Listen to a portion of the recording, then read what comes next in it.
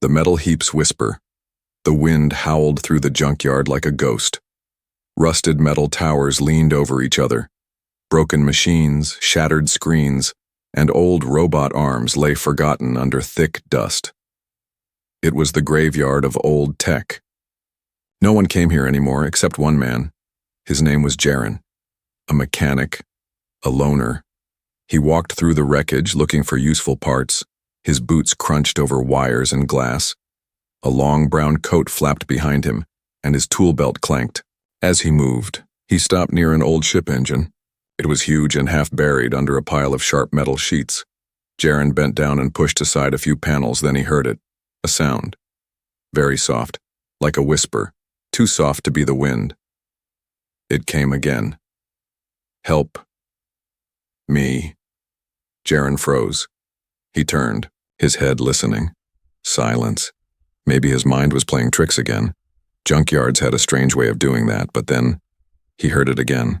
Please, help. Jaren stood up and pulled out his flashlight. He scanned the metal pile. The sound was coming from deep inside it. He slowly pulled away heavy panels, wires, and pipes. The deeper he went, the stranger it felt. Like something was watching him. Finally, behind a cracked metal door, he found her. A woman. No, not human. An alien woman. She was thin, skin pale like soft silver, with strange lines on her face. Her long dark hair was tangled with wires. Her clothes were torn, her body covered in bruises and dirt. But what caught Jaren's eyes most were her legs. They didn't move, not even a twitch. She looked up at him with glowing violet eyes, full of fear and pain. Please, she whispered. Don't leave me. Jaren stepped back. His heart raced. He had never seen her kind before. But she looked scared, weak, and she was hurt. What happened to you? He asked. I was left here, she said slowly. Her voice was soft and each word looked painful. Left here? In this place? She nodded. My family threw me away. Jaren couldn't believe it. Who would leave someone here to die? He looked around. It was clear now. The metal pile had been used to hide her, like she was garbage. Why would they do that? He asked. I can't walk, she said. I was born this way. In my world, the weak are thrown away. Jaren was silent. His chest felt tight. He remembered a dog he once rescued from the same junkyard. Beaten, starving. This was worse. What's your name? He asked. Leary, she said, her lips barely moving. Can you move your arms? She nodded slowly.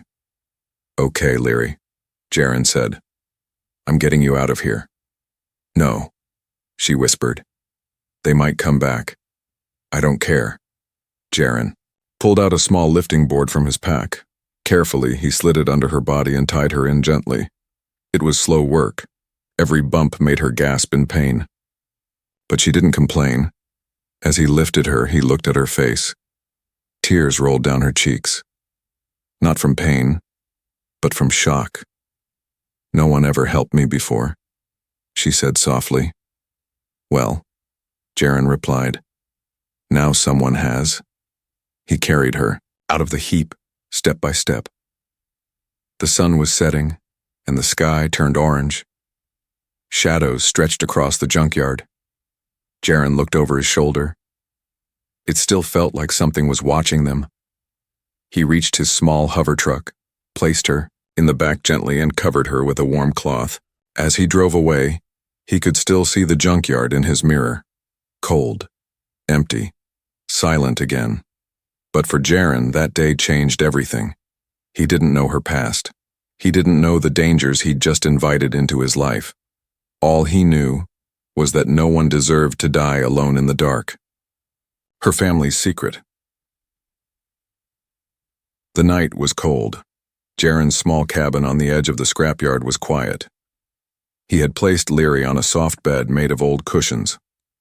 A warm blanket covered her body. A heater hummed beside her, filling the room with gentle heat. She didn't sleep. She stared at the ceiling with wide eyes, blinking slowly. Jaren sat across from her, sipping warm broth. He didn't know what to say. He had never brought a stranger, an alien, into his home before. But this didn't feel like a stranger. It felt like something right. Leary's voice broke the silence. "Why did you help me?" Jaren looked up. "Because you needed help." "That's not enough," she said. "Most would have walked away." Jaren leaned forward. "I don't care what most do." She looked at him for a long moment. Then she whispered, "I lied." Jaren blinked. "About what?" "About being born this way," she said, her voice shaking. "I wasn't born paralyzed. I was hurt." His stomach twisted. "Who did this to you?" She looked away. "My own blood." Jaren stood up. "Your family?" Leary nodded slowly. Her hands trembled. "They said I spoke too softly. I didn't fight enough. I didn't win. So they beat me. To make me strong." Jaren clenched his jaw. His hand tightened around the cup. "They did this to you?" "I tried to run," she said. "They caught me. They said I shamed them. So they broke my spine and left me in the junkyard. To disappear." Jaren sat down, speechless. Leary's lips trembled. "My race is proud. We only keep the strong. If you can't fight, you're trash." Jaren stared at her. "That's not pride. That's cruelty." Leary closed her eyes. "I've never said that to anyone before." "You've never had anyone to say it to." She opened her eyes again. "And now I have you." There was silence. A soft beep came from the corner of the room. Jaren's motion detector. It had picked something up. Outside. He grabbed a small scanner and moved to the window. A figure was walking near the junkyard gate. Too fast to be human, too tall, too silent. Leary noticed the shift in his face. "What is it?" "Someone's near the yard." Her eyes went wide. "They're here." "Who?" "My brother," she said. "He always watches the junk first." Jaren didn't ask how she knew. He could see the fear in her face. Her hands clenched the blanket. Her breath got faster.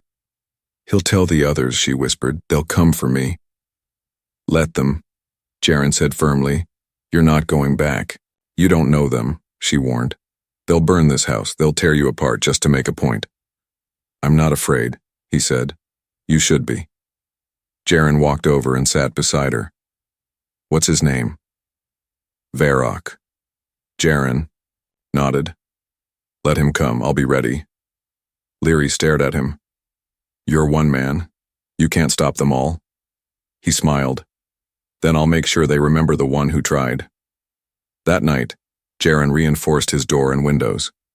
He added metal panels, wired shock pads, and placed warning lights around the cabin. Leary watched from her bed, amazed. No one had ever defended her before. No one had even spoken for her.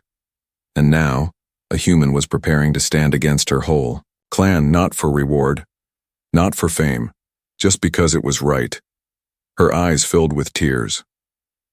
In the deep dark of that night, for the first time in many years, she felt safe. Wheels and warnings. The next morning, sunlight crept through the broken blinds of Jaren's cabin. Leary was awake before him. She hadn't slept. How could she? Every sound outside made her heart stop. Would her brother return today? Would he come with others? Jaren stepped into the room holding a tray. On it, warm bread, stew, and a strange metal object. Leary blinked at the strange device. "What is that?" Jaren grinned. "A gift. I stayed up all night building it." She frowned, confused. "You built me food?" He laughed. "No, the food's just extra. This," he pointed to the strange metal device, "is a chair, but not just any chair. This one's got wheels." He rolled it beside her bed. It looked like a mix of hoverboard parts, old alloy rods, and thick rubber wheels. The seat had a soft cushion from one of his old jackets. "You made this for me?" she asked, her voice breaking. "I thought you might want to see the sky. Not just through my window." For a long moment, Leary didn't speak. Her fingers touched the edge of the armrest, as if she couldn't believe it was real. "No one's ever given me something before. Not even a toy." Jaren gently lifted her from the bed and placed her in the chair. Her legs stayed limp, but her hands gripped the sides firmly. He backed away. "Try it," he said softly. She did. The wheels rolled slowly, creaking a little, but they moved. And for the first time in years, Leary moved on her own. She laughed, a quiet, shaky laugh. Then a small cry escaped her. "I feel alive again," she whispered. Outside, the sky was blue. Clouds floated lazily over the scrapyard. Leary rolled forward, feeling the wind touch her face. It felt like freedom, but freedom doesn't last long when shadows follow. As Jaren repaired an old generator nearby, he paused. Something was wrong. He turned toward the side of his cabin. His heart stopped. Painted on the wall in thick black lines were the words, "Put it back or we burn it all." Leary rolled beside him and saw it. Her smile faded. Her hands gripped the wheels tightly. "They're here," she said, voice trembling. "They know I'm with you now." Jaren clenched his fists. "Cowards." She looked up at him. "They don't leave warnings. This is a game to them. They want you scared. I'm not. They'll come when you sleep. That's how they work." He turned toward her. "Then I won't sleep." That night, Jaren set up traps around the yard. Tripwires, old sensor drones, even a shock fence, using leftover ship parts. It wasn't perfect, but it was enough to give him a warning. Meanwhile, Leary stayed near the window. She couldn't sleep either. Not after seeing those words. Her people didn't play games, they didn't bluff. They finished what they started. Inside her, something else stirred now. Anger. "I'm tired of being trash to them," she whispered, to herself. "I'm tired of being afraid." Jaren joined her near the window. "If they try anything, I'll protect you." She looked at him. "Why do you care so much?" He shrugged. "Because I've been thrown away too, Leary. Not by family, but by the world. I know what it's like to be left behind." She didn't respond. But in her heart, something changed. She no longer felt like a broken thing hiding in the dark. She felt like maybe she had a reason to fight again. Suddenly, a loud crack rang out in the distance. Both of them turned fast. A fire had started. Out, near the junkyard's edge. Jaren grabbed a fire suppressor. But when he got closer, he saw it wasn't just fire. Something had been left behind in the flames. A message, burned into the side of a shipping crate. "Next time it's the house." The visit at midnight. The wind was still. Too still. It was midnight. The junkyard that usually creaked and groaned under the breeze had fallen silent, like it was holding its breath. Inside the small cabin, Jaren sat with a blaster on his lap. His eyes were heavy, but he forced them to stay open. Beside him, Leary was awake too, her hands trembling on her lap. Her new wheeled chair rested beside the couch. Neither of them had spoken much since the fire. The burned warning still flashed in their minds. Suddenly, the lights in the cabin flickered. And then, everything went black. The heater died. The security, lights outside shut off. The only sound left was the slow beating of their hearts. "They've cut the power," Jaren muttered. "They're here," Leary whispered. Jaren moved to the window, carefully pulling the curtain just an inch aside. At first he saw nothing, just metal piles and shadows. But then, movement. Something tall and quick darted between two broken machines. Then another, and another. Jaren stepped back. "They've come in groups," Leary's voice cracked. "They won't kill me. Not right. Away. They'll punish you first, then drag me back." "Not happening." He grabbed a flare and slammed it on the table. A red light filled the room, casting shadows on the walls. He tossed Leary a small comm stick. "If I fall, press this. It calls for help from the nearby outpost." "No." she snapped. I won't leave you behind. You won't have to. Just stay back, promise me. Leary stared at him, fear in her violet eyes. Then nodded once. Jaren moved to the door, unlocking the outer latch but keeping it closed. He listened. Crunch, crunch, footsteps. Then, a knock. Knock. Knock. But the knock wasn't with a hand, it was with claws. Sharp, slow, dragging claws against metal. He opened the small panel in the door and looked out. A tall alien stood there. Green-scaled, black-armored, eyes glowing red. Hello, human. The voice hissed. We've come to collect the waste you've stolen. Jaren's voice was calm. She's not waste. She's free. The figure chuckled. You think you've given her freedom? You've only given her more pain. Get off my land, Jaren said, or the next thing I give you is a burn scar. You can't stop us all, the voice growled. We are clan, you are one. You're wrong, Jaren said. I'm not alone. He slammed the panel shut. Outside there was silence. Then, an explosion of sound. Screeches. Footsteps. Shouts in a strange alien tongue. They were charging. Jaren stepped back, flipped a switch. Boom. A hidden mine exploded near the front gate. 2 attackers were thrown into the air. More rushed through the smoke but were hit by electric traps and falling junk. Still, they kept coming. Leary. Jaren yelled, Get in the back room now! But Leary didn't listen. She rolled her chair forward, her hand glowing with soft blue light. Jaren turned. What are you doing? I said. I'm not going to watch you die. Her fingers tapped the side of her chair. It beeped. Suddenly, parts of the chair's back opened, revealing tiny drones that lifted into the air. They hovered like glowing fireflies. She pointed outside. Chase them, she ordered. The drones buzzed forward, flying out through the roof. Vent outside, screams followed. Some of the attackers were shocked, tangled in nets, or blinded by bright flashes. Jaren stared. You built these? She grinned weakly. I may be broken, but I'm not useless. But then, crash! A loud bang came from behind them. Jaren spun around just in time to see the back wall cave in, and a massive alien warrior stepped through, taller than the others, stronger, with deep scars across his face. Leary's breath caught. Varrock, her brother. His eyes burned as he stared at her. You should have stayed broken. Jaren raised his blaster. Back away. But Varrock lunged. Jaren fired, once, twice. But Varrock knocked the gun aside and slammed him against the wall. Leary screamed.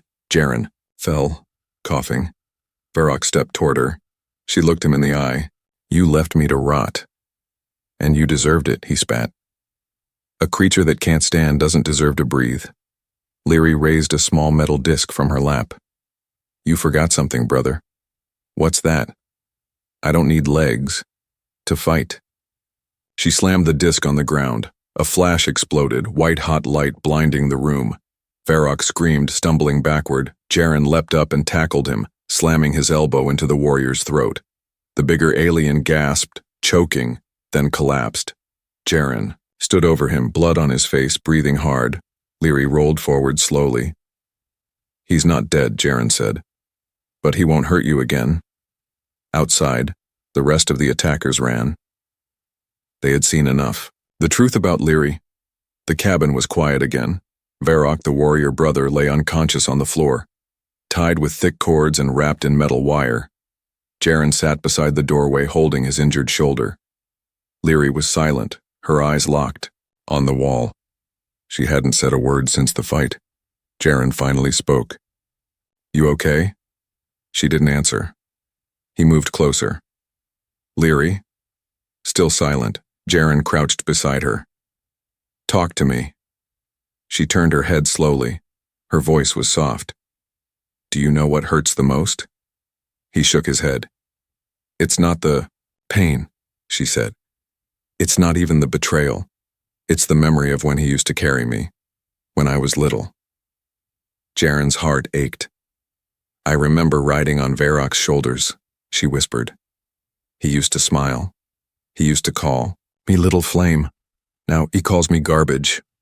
Jaren placed a hand on her arm. He's wrong. They all are. She looked away. You don't understand what my people believe, what we're taught. Then tell me. She took a shaky breath. Our race is built on war. From childhood, we are tested. Only the strong lead. Only the fearless are praised. If you fall behind, you are erased. Jaren frowned. Erased? They call it honor clearing. If a child is weak, they vanish. No one asks. No one remembers. Leary rolled her chair toward the window. I failed my first trial at 8. I was slower. I froze during a combat drill. They broke my leg to toughen me, but I never healed right. By 13, I couldn't walk. That's when they decided I was unfixable. She looked down at her lifeless legs. They took me to the junkyard in a cargo crate, said it was a training mission. Then they left. Jaren swallowed hard. How did you survive? Leary's lips curled into a weak smile. A broken robot. Jaren blinked. What? It was old, malfunctioning, but it found me under the pile and pulled me out. It didn't speak, but it brought me scraps. It kept me warm, protected me from wild scavengers, until one day, it shut down. Jaren sat beside her.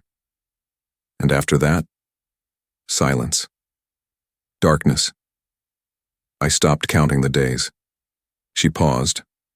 But something happened, she said, her voice changing. I wasn't just waiting to die. My mind stayed alive. I started talking to the broken tech around me. I don't know how, but I began to understand it, the machines whispered back. Jaren leaned forward. You mean you could hear machines? No, she said. Not hear, feel. I don't control metal. I connect to the code inside it. Jaren's eyes widened. You're a technomind. She nodded. A rare mutation. My people hate it. They say machines are tools, not partners. My ability was just another reason to throw me away.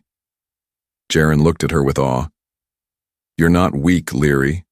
You're evolution. She smiled sadly. You see it that way.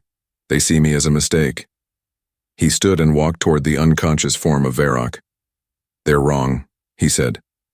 You have more strength than anyone I've ever met, and tomorrow we'll show them. Leary's eyes narrowed.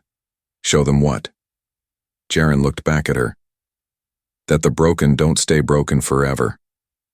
Outside, the wind picked up again. But this time, it didn't bring fear. Inside that tiny cabin, something powerful was rising. A paralyzed girl with a broken past, a stubborn man with a strong heart, and together, they were about to light a spark that could burn through an empire. The threat from the stars, a low hum, filled the sky. Jaren looked up. He stepped out of the cabin and stared into the clouds. A dark shape was slowly lowering toward the junkyard, a dropship. But this one wasn't like the others. It was bigger, smoother. Marked with silver and black symbols, Leary rolled up behind him. Her eyes went cold. That's a clan enforcement vessel. Jaren turned to her. Like a police ship? She shook her head. Worse, they don't ask questions. They don't knock.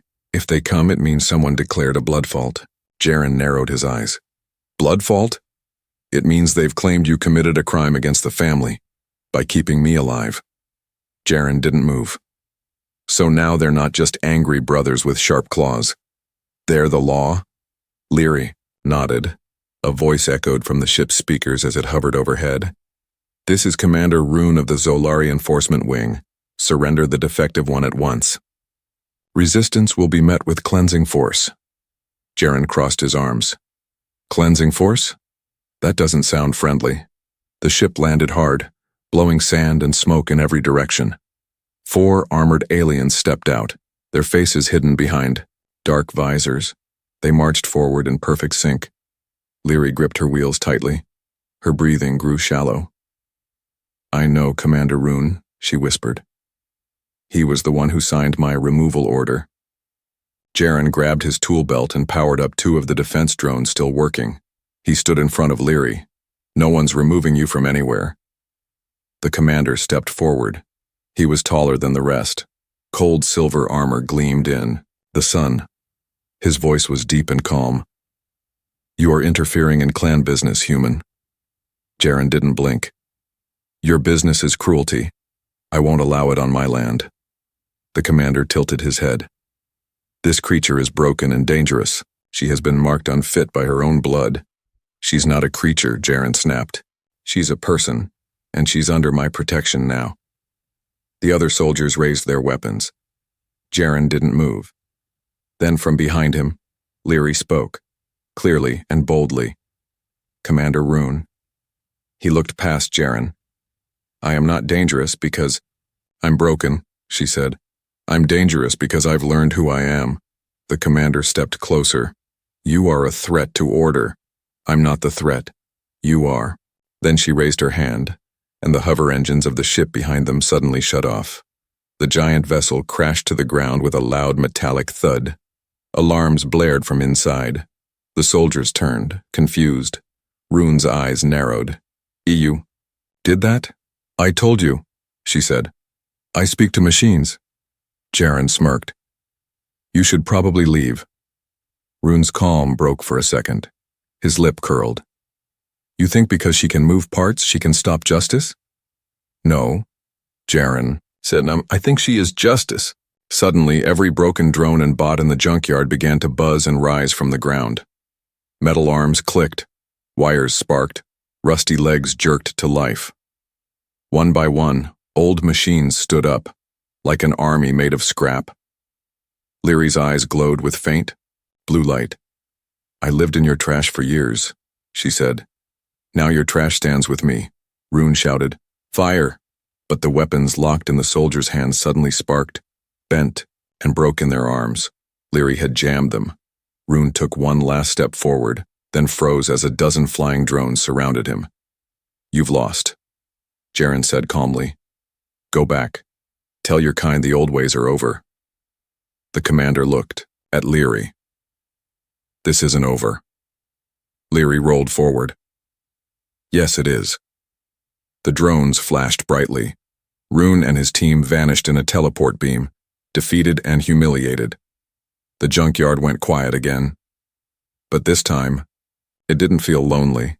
Jaren turned to her. That was amazing, Leary smiled. I've spent my whole life thinking I was broken. Turns out I was just waiting to wake up. The rise of the broken days passed.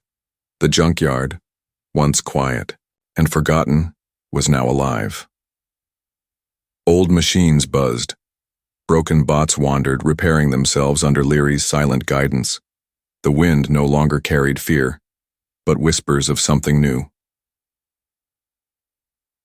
Hope. Leary sat outside the cabin in her chair, her fingers gently tapping a small screen on her lap. Jaren watched from the doorway, holding 2 mugs of warm root tea. You've been working nonstop, he said, handing her a cup. Leary took it with a nod. Almost done. Done with what? She looked up, eyes shining. A message. 1. I'm going to send across every system that can hear. Jaren raised a brow.